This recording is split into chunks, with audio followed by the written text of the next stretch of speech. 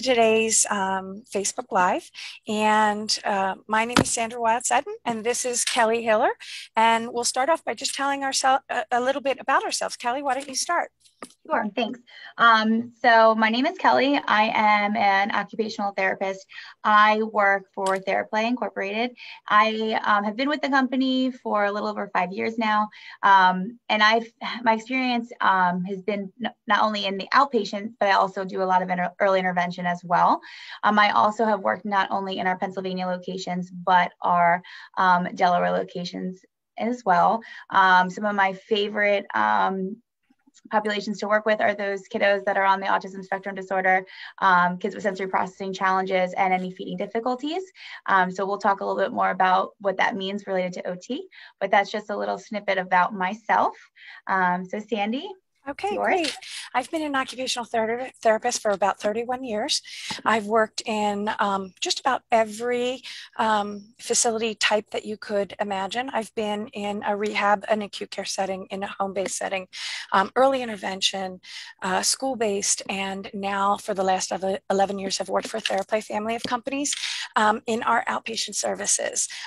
So love to see your little kids. I love those kids who are rough and tumble and have behaviors and need that sensory component to support them. And I also love to work with kids who have executive functioning challenges, which are those challenges and being able to plan and organize and problem solve. So basically, any kiddo that's out there, we love to work with them. I think we'd like to talk a little bit to you today about what is occupational therapy, because so many people don't really know what it is. So Kelly, why don't I swing it back over to you? You start talking about occupational therapy and I'll add in as we go. Perfect. So yeah, this is a big question. A lot of times I'll have families that come in and they'll be referred over and they'll say, I think I'm here for OT or occupational therapy, but I actually have no idea what it is. Is it like physical therapy? What do you guys do? So that's a big question that is constant in our world as an occupational therapist, and we're pretty good at trying to explain it by now. So in the pediatric world, we really encompass a lot of things. We're working with kiddos with medical diagnoses and some that don't have a diagnosis. You don't need to have a diagnosis to benefit from occupational therapy. We work with kiddos that may have challenges with sensory processing of different input, some behavior challenges that actually in tune could be related to their sensory system and dysregulation that they're having there. We work on school readiness, school performance. How are they doing with their fine motor skills, their handwriting? Are they keeping up with their peers? Like Sandy mentioned, some executive functioning. We work on, how these kids can help plan and execute and manage their time for all these different daily activities and routines that they need to participate in. Another area that I love so much is feeding. Do we have kiddos that have a really restricted diet? Mealtime is stressful for the families. They have a really hard time getting themselves, to share what their family's eating. They have a separate meal. Meltdowns occur all the time at the table.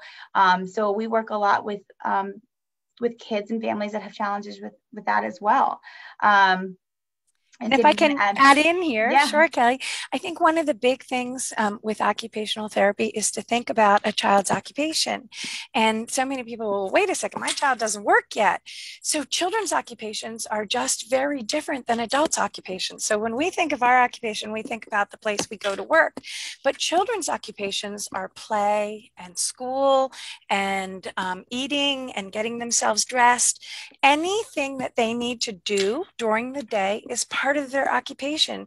So like Kelly said, it incorporates my ability to take on all the sensory information that's out there in the world, whether I can handle all the sensory information that comes in through my visual system or the auditory information. So if I'm having trouble with auditory information, I might cover my ears, or if I'm having trouble with visual information, kids hide their eyes.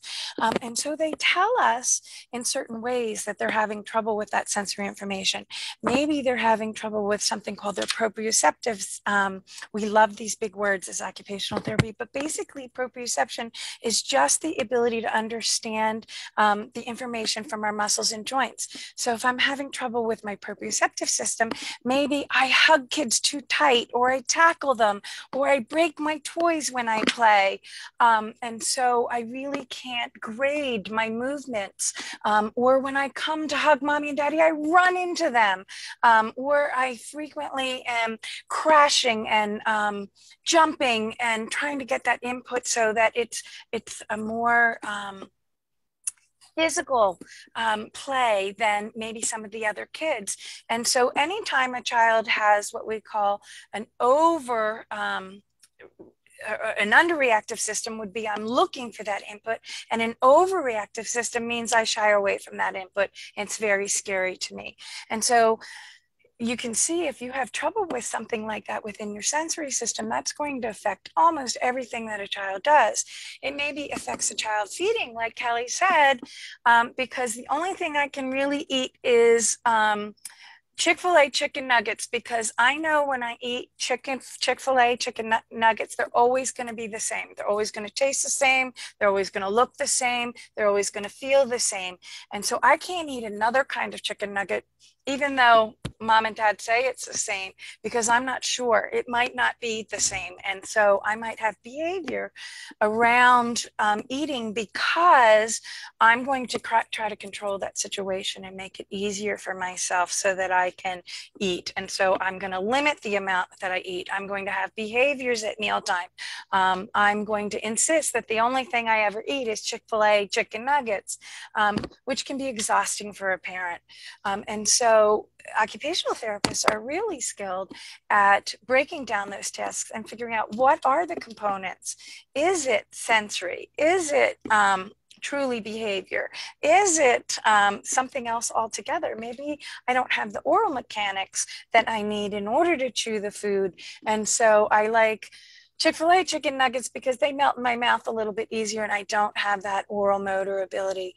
And then we can also support if you needed to go to a speech therapist, because they're the most appropriate person to handle that oral motor skill. So there are so many pieces of your occupation that children that incorporate a child's ability to play, ability to get themselves dressed, ability to eat, the ability to interact with peers, the ability to interact with mommy and daddy. And it can happen. Some kids need services very, very early, and some kids don't necessarily need services until they're ready to enter school.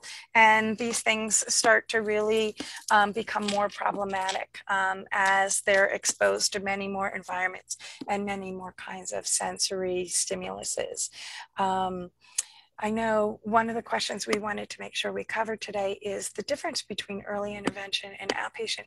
Kelly, do you want to start with, I know you do some early intervention currently, so you know the model well.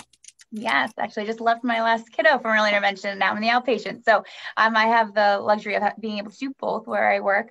And so I think the biggest difference with early intervention and outpatient is truly the type of model that we try to instill with the family. So in early intervention, we're very much focused on the coaching model. So what that means is that we are not necessarily doing the intervention to the child, but rather we are giving the parents, the caregiver, whomever is there for the session, the tools to really, be the therapist in that session. I'm going to be coaching you through what type of activity I want you to do, the different types of cues that I want you to give your child to see if we can have an improved response and may it be a behavior or an activity. So I'm really truly supporting the parent to build the confidence and have the tools to do it when I leave. So I'm not bringing toys into the home. I'm using their natural environment. I'm using what you guys have in your environment to make sure that you can carry it out when I do leave. Early intervention is specifically birth to 3, and it typically, like I said, occurs in your natural environment. So that may be your home, that may be, hey, can we meet for our session at the playground? That's what the natural environment for today is. Sure, let's do it. Or it could be their daycare as well, if that's what the family is asking us to do. And when you think about outpatient, it's a little bit different. Now, we come from a medical-based model. So we're looking at everything just like we would with early intervention, but we're seeing in the therapy family and companies birth through 21. And so it encompasses a lot more, as well as we go through your guys' insurance. So we go through your medical assistance, if you have that, or your private insurances, or there even is private pay options. Early intervention is a state program. So you get that through the state. If your child qualifies, you are able to get that free. It's your right. And the nice thing in Pennsylvania is that you can supplement it. So many of my families will get early intervention, and then they'll go and get additional support in the outpatient because they want that hands-on direct intervention that the medical model can provide, but they also are seeing the benefit of that coaching model in the early intervention avenue as well. So again, you would want to check with your state officials and see what that is for each state, because it does vary. I know in Pennsylvania, you're able to get both simultaneously. In Delaware, you cannot. So I would check with that to see what best supports your guys' family's need. But like Sandy said, either if we're in the home environment or we're in the outpatient, we are looking at that child's occupations and what they need to be successful in. And we are doing whatever we can to help them be successful in those different areas. I think the other advantage of outpatient is that if you call one of our outpatient centers, whether it's in Virginia, Delaware, New Jersey, or Pennsylvania, we can pretty much get you on schedule pretty quickly and get you evaluated and get you started with services. Sometimes the early intervention process takes a little bit longer. It really depends on your state, how quickly they get you through, and sometimes even the county that you live in within that state, unless there's a waiting list. So sometimes we do have waiting lists, and that's unfortunate, but you can choose another office. And so most of our offices are about 45 minutes apart. So if you live in between one, you can go in either direction, and that's convenient for you. The other advantage that outpatient gives you is that we have a lot of equipment that is designed specially to support your child. And so while the early intervention is really that coaching model and teaching you what you can do with what you've got in your house, the outpatient model expands that opportunity for your child so they can experience some things that you might not already have in your house, and that might be advantageous for your child to experience. And so that is also something that the outpatient office gives to your child, is just different experiences that you might not get at home in an early intervention setting. So that expands things a little bit in that outpatient center. We also work on a model in our outpatient centers of a team approach, which means you don't necessarily have to see the same therapist all the time. Where in an early intervention model, you're going to be assigned a therapist. So the advantage of the team approach is not every personality works with every child. That's true. It's not something that we can take personally, but the advantage of the team approach is that your child can try lots of different personalities. Some of the therapists are quiet and very reserved, or you get a therapist like me who's loud and excited every time you come in. That's great for some kids. It's not great for other kids. And so that team approach allows you to try different adult, child, combinations to see which might be the best for your child. And that can be a great learning for when you're thinking about preschools or school, to say, you know, my child does really well with somebody who's highly organized. My child does well with somebody who really puts themselves out there. They need somebody to be really up all the time in order to kind of push them to get going. Or my child needs somebody really quiet and reserved because they become very overwhelmed with somebody who has a big personality. And then that helps you learn what your child will need for the future, possibly for preschool or for school, because we know that the adults in their lives can have a lot of impact on how they learn in the future. And so knowing some of those tools, I know we can't request certain teachers, but knowing the kind of personalities that your child does well with can certainly help them to build skills. And so I think that is an advantage of some of our outpatient centers is that you do have that team approach, and your child has the opportunity to see many different types of personalities. And so that is an advantage that EI does not have. So I know we wanted to talk about some of the things, Kelly, that that you might see, some concerns that you might have. Do you want to talk about that a little bit? Sure. So I briefly went over just kind of what occupational therapy is and what some of the things that we see. But I think a big one that I see a lot of times with my birth to 3 kiddos is those kids that have maybe a hard time with transitions, or that could be a transition from leaving a preferred activity to a non-preferred, or just maybe just some change in their play. You know, a peer comes in, or even like an adult, and they try to, get involved in their play, and they have a really hard time with any type of transition in play, or, a big activity change. And then this always transitions to a behavioral outburst. And so I have a lot of families that I work with in the homes as well as in the outpatient clinic that are coming to me sharing these concerns. And one of the biggest things as an occupational therapist, what we're supposed to do and really get to the root of is, hey, is this kiddo having a sensory processing challenge that is making this difficult for them? Again, there's so many, sensory is so gray, and there's so many different things that can be affecting just a basic activity or something simple that we wouldn't really think about. So using the OT lens and working with one of our professionals in the outpatient or early intervention, you're able to get that support and kind of understand where these behaviors are coming from and then address those needs. And typically we'll see an improvement in those behaviors. So that's one area that we see all the time, supporting their sensory system, which then in tune supports their overall behavior. And then we see a lot of kids that are just, globally delayed. They just have some developmental delays. They're having a hard time, they are avoiding any type of tabletop activity, may that be using crayons, using scissors, in playing with interlacing blocks or puzzles. Those things are either avoided or cause upsets. So we are looking at their fine motor development. We're looking at their visual motor development and how that's impacting them in play and school readiness, and providing that intervention to support those areas so that they can be successful in the activities and play activities that they need to for their age. I could talk all Right. day. I don't know if you want to take another topic. Yeah, I think some other really important things is if your child is not responding to their name when you call them. Those are big things that we look at that might impact their ability to play with others. If they can't sit for any sustained amount of time. So if you have your playroom and they move from one thing to another, and after 10 minutes there's just toys everywhere, but your child hasn't really been able to sit down and play with any one toy, that's something that's really a concern.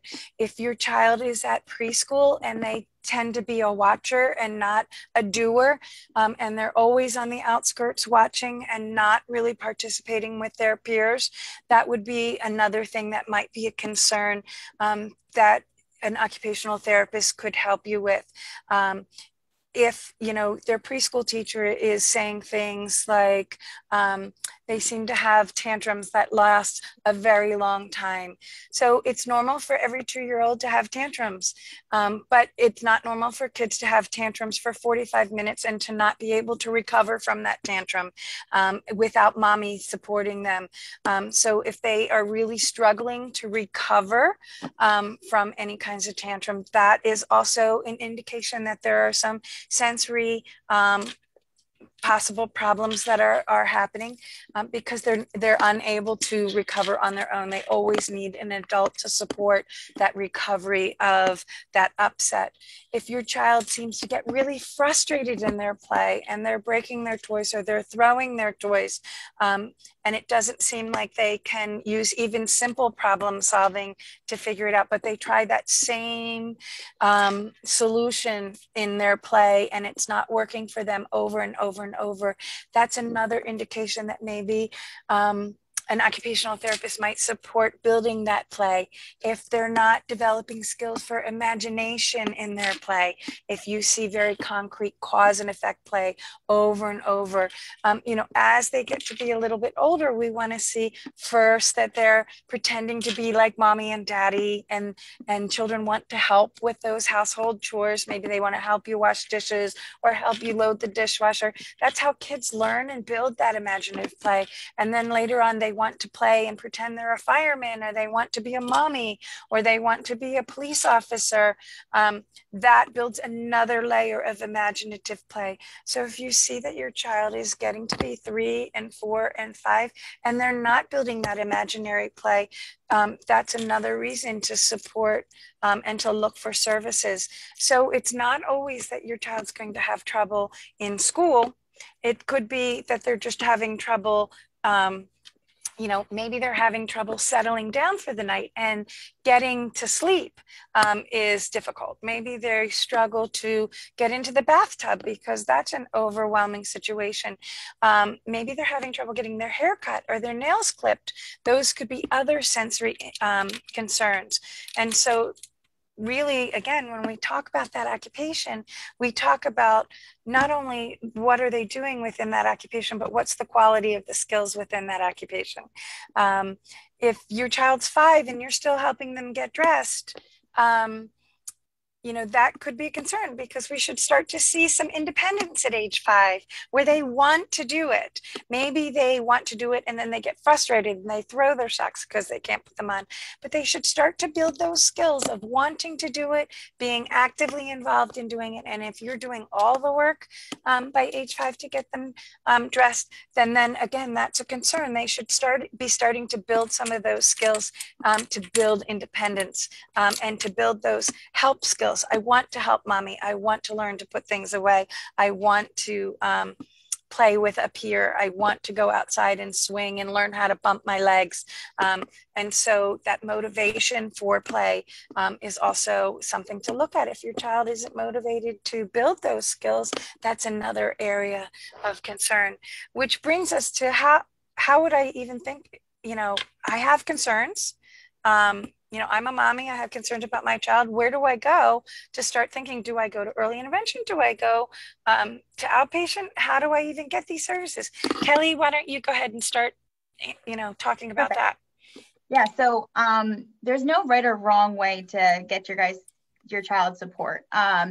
With the outpatient model, it's as easy as giving us a call.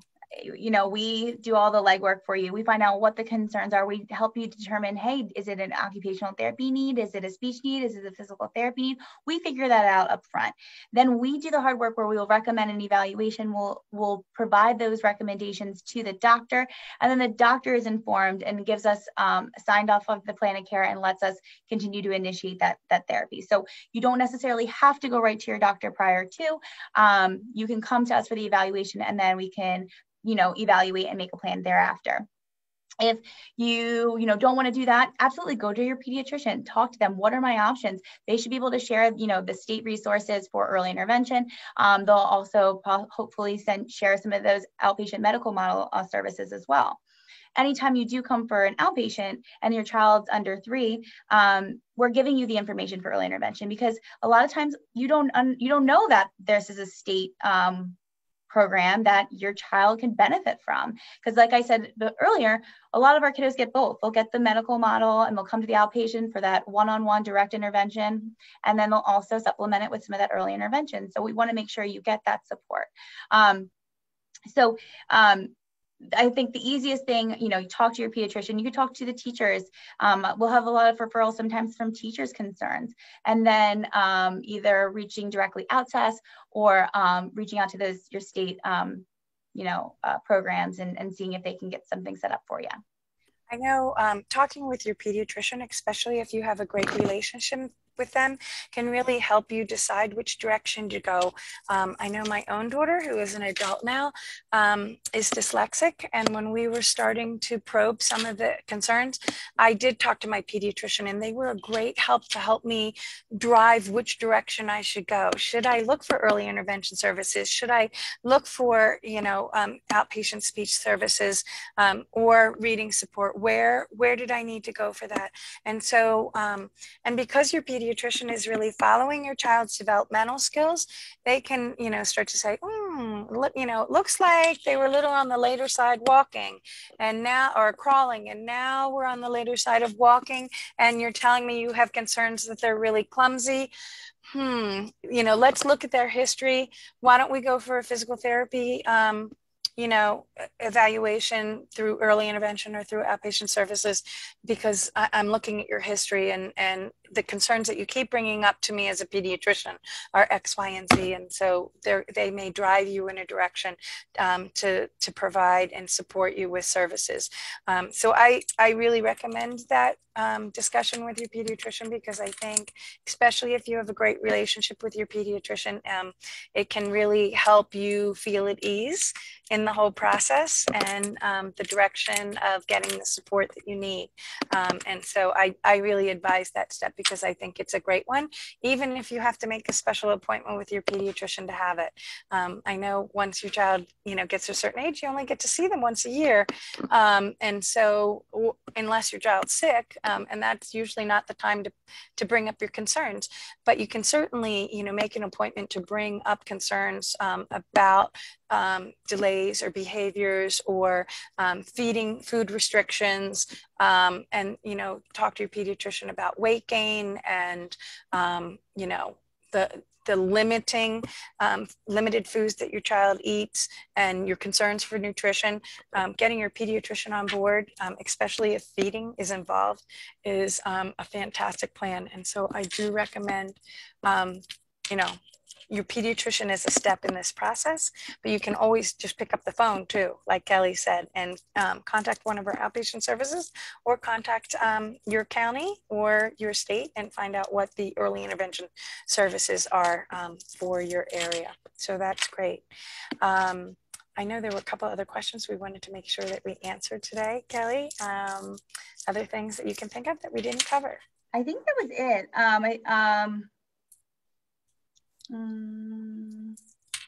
I do think that was it. Okay. So, I hope we covered all of the questions that you might have had at home, but you're more than welcome to give us a call and, ask to talk to one of our front desk staff, or you can even ask to call one of our occupational therapists. We might not be able to get back to you right away, because most of us are treating, but we would get back to you usually in 48 hours and answer any questions that you might have about your child specifically. But, we're here for you if you have concerns about your child's development, either behavior, social, sensory, fine motor, feeding, executive function, whatever it is, physical development. We're there to support you, and are happy to do that. So Thank you. Thank you, everybody. Take care.